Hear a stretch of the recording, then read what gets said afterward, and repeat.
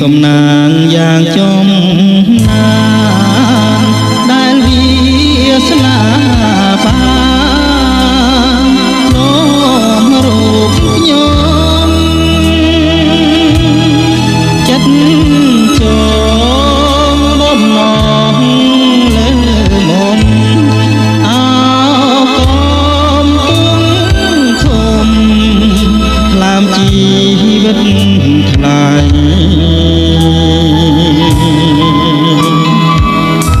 រីក្លិនកុលាបជ្រាបសពប្រាណ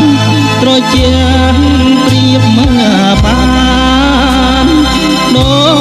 ចទឹកអំរិតអូនអើយសូមនាងអាណិតស្រោចស្រង់ជីវិតដោយប្រមាណ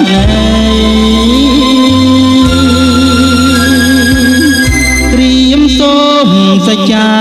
ចំពោះមុខ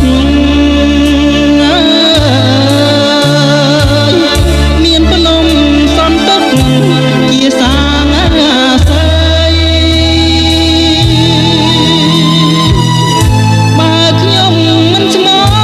ចំពោះស្រីសូមអ្នកប្រឡាយខ្ញុំចោលទៅ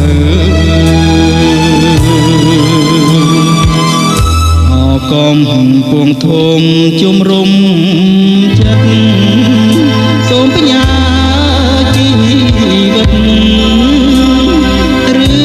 ងពិតនឹងបើសូមស្ទឹងប្រេងប្រងជួយចាយចែរូ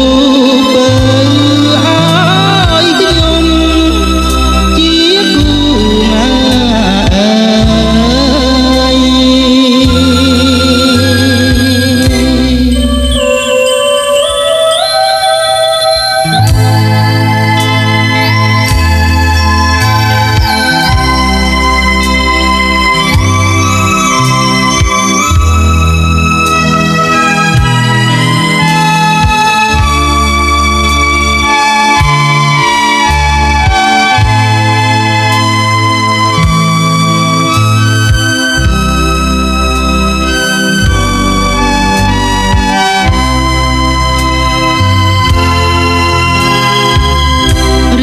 សូមសច្ចា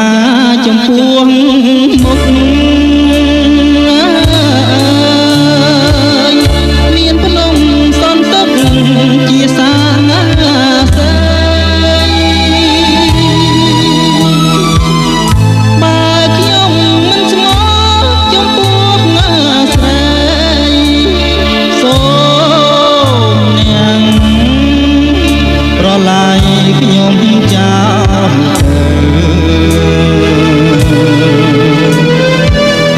អកំពុងធំជំរុ